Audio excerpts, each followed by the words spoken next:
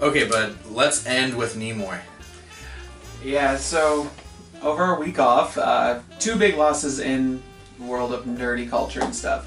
One was passing away of Leonard Nimoy, or Spock, for anyone who actually doesn't know. This guy. Dr. J. And then recently, too, Sega announced they are not going to be making any more console games. It's going to be mobile phones and online stuff. Mobile phones. The Sega phone? Do I not know about this? Is this a A thing? Sega phone? No, You it's said just mobile? No, sorry, oh. phone games. Mobile games. Sorry, you said it. Sorry. Fuck the Windows phone. I'm getting a Sega phone. It's gonna be the Game Gear, bro. Yeah. Yeah, dude. right. They were like competing against the Sony phone. I It was did like- have the was the portable Sega the game? No, the game? I had that. no, it was- the It was like N-Gear. ridiculous. I had that. That was The N-Gage. Was that before or after? N-Gage. I don't know what it's So called. the, but I so had the it. N-Gage was the phone that was the game that looked like a taco when you were talking on it. Yeah. Yeah. The Game The Gear Game was the Gear original was the- Sega. Gear was That's the- what I had. There was Yeah. this It was table-sized tits, thing dude. that took like 16 batteries. Still And they That's lasted like awesome. 2 hours. Yeah. Had like 8 games before it died. It was great. It was great. So, Nimoy, right? I honestly don't watch a lot of Star Trek, never have.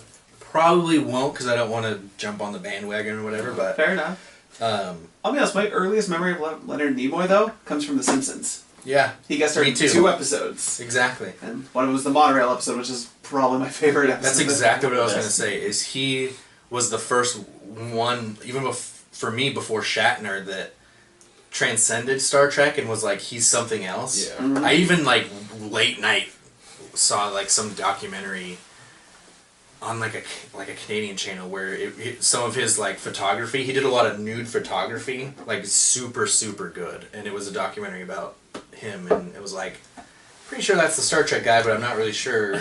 But he was like super well spoken, and like I was just fascinated by who is that guy? And then I found out he was in fact the Spock, and he was from Star Trek. But he did a lot of other things that seemed very calculated, right? Like he wasn't everywhere. Like Shatner is kind of everywhere now, like in the commercials, and you know he had some show on NBC that got canceled or whatever. But He said shows on everywhere that yeah, canceled. like talk shows and then sitcoms, and he was the one that transcended it, but it seemed more calculated. And I always appreciated the things that he did, no matter how much I knew or what he started from or whatever.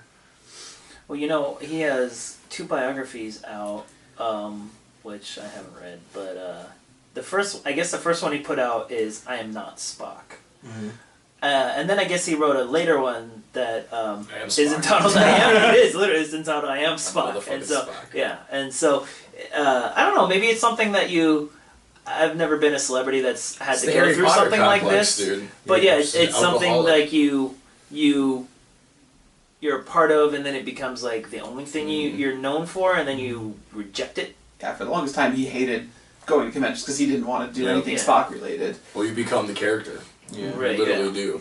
Yeah. Because you're not your name. People see you and There's they're Spock, yeah.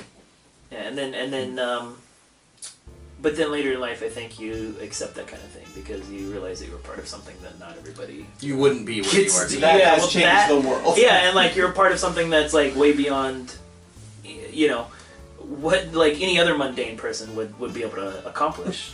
And so I don't know. I don't know what that would. I don't know if I can.